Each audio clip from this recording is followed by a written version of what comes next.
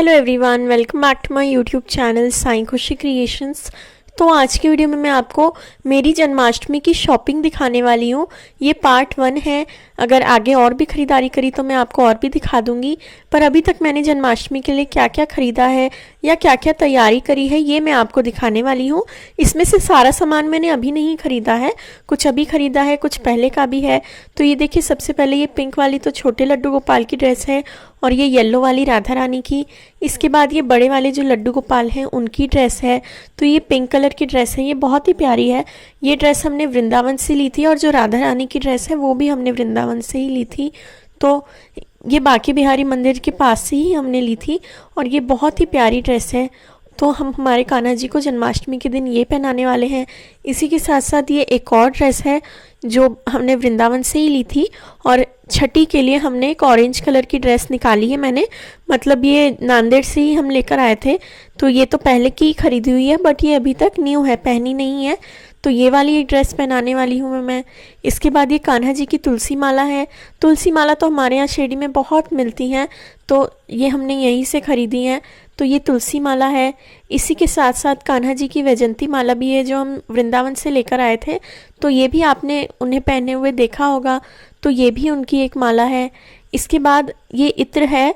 ये इत्र अभी जब मैं अपनी नानी के घर गई थी तो मेरी नानी ने दिया था और ये बहुत ही अच्छा इत्र है। इसकी जो स्मेल है वो भी बहुत अच्छी है।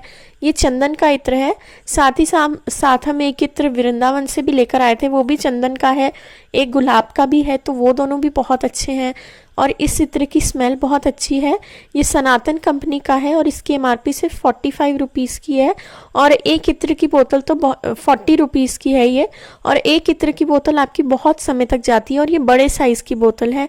इसके बाद ये हरिदर्शन की चंदन की धूप है, ये भी बहुत अच्छी है। ये हमने कुछ यूज़ भी कर ली है और ये इसकी जो स्मेल है वो आपको ज़्यादा नहीं आएगी, ये जलती हुई भी पता नहीं चलेगी क्योंकि ये नॉन टॉक्सिक होती है।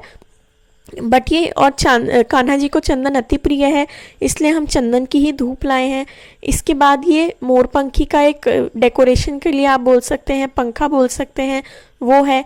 ये भी हमने शिरडी से ही ख़रीदा था।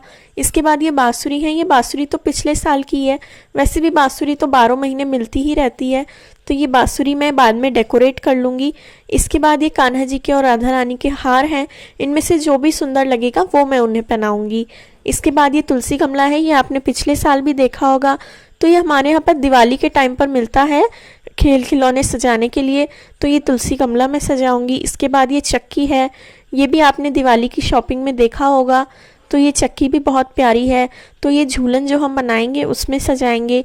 इसके बाद ये एक चूल्हा है, ये भी हम सजाने वाले हैं। तो जो जो सामान आप खुद भी ला सकते हैं, खुद भी किस प्रकार से सजा सकते हैं, ये भी मैं आपको बता रही हूँ। इसके बाद ये घोड़ा है। ये घोड़ा ऐसे ही मार्केट से हमने लिया था, इसे मैं बाद में पेंट कर लूँगी। तो ये घोड़ा है एक। और कान्हा जी के लिए जो भी खेल खिलौने छोटे बहुत आपको मिल जाए मिट्टी के और तरह तरह के डेकोरेटिव आइटम्स आते हैं वो आप ला सकते हैं। ये छोटी छोटी गायें हैं और ये बैल हैं, तो ये हमारे यहाँ पर मिलते हैं बैल पोला के टाइम पर, जो अभी आएगा थोड़े टाइम में जन्माष्टमी के बाद। तो उस पर ये जो बैल पोला पर बैल मिलते हैं ये हर साल के इकट्ठे हो जाते हैं। तो ये बहुत सारे बैल हैं, तो ये बैल भी हम सजाएंगे, गाय माता भी सजाएंगे। इसके बाद ये एक बैलगाड़ी है, ये भी हम थोड़े टाइम पहले ही लेकर आए थे और ये लकड़ी की बनी हुई है, बहुत मजबूत बैलगाड़ी है। तो इसके ऊपर भी हम कुछ भी रख सकते हैं और ये भी बहुत सुंदर लगेगी डेकोरेट करने के बाद। तो ये एक बैलगाड़ी है। इसके बाद ये एक पालकी है, तो ये पालकी भी बहुत प्यारी है। ये तो प्लास्टिक की है और पर ये सजाने के बाद बहुत सुंदर लगती है।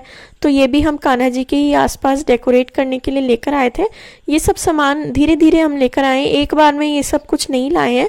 और कुछ हमने यहीं से लिया है शिरडी से, कुछ दिल्ली से लिया है, कुछ वृंदावन से लिया है, कुछ नांदेड़ से भी लिया था। इसके बाद ये छोटी सी गोपी दुल्हन जो भी आप बोलें ये है। तो यही सारा सामान है अभी तक जो हमने जन्माष्टमी के लिए ख़रीदा है। इसी के साथ साथ पिछली जो गर्मी की छुट्टियां थी उसमें हमने बहुत सारे मिट्टी के बर्तन भी बनाए थे, तो वो मिट्टी के बर्तन भी हम सजाएंगे। तो आप भी घर पर कुम्हार के हाथ से मिट्टी लाकर भी, अगर आपको कुछ भी नहीं मिल रहा है तो आप वो मिट्टी लाकर भी तरह तरह की चीज़ें बना सकते हैं। ज़रूरी नहीं है आप मार्केट से ख़रीद कर लाएँ। मिट्टी से आप सुंदर सुंदर चिड़िया बना सकते हैं। ये देखिए, ये चिड़िया है, इसे आप बड़े रूप में भी बना सकते हैं। चिड़िया, तोता, मैना, तरह तरह की चीज़ें आप मिट्टी से भी बना सकते हैं। अगर आप कोशिश करेंगे, यूट्यूब पर आजकल सभी का वीडियोस अवेलेबल, सभी चीज़ों के वीडियोस अवेलेबल होते हैं, तो आप मिट्टी के खिलौने बनाकर भी अपने कान्हा जी के आसपास सजा सकते हैं। तो अगर आपको मेरी ये शॉपिंग हॉल अच्छा लगा हो, वीडियो को लाइक करें, मेरे चैनल साईं खुशी क्रिएशंस को ज़रूर से सब्सक्राइब करें। Thank you very much for watching. Please like, share and subscribe.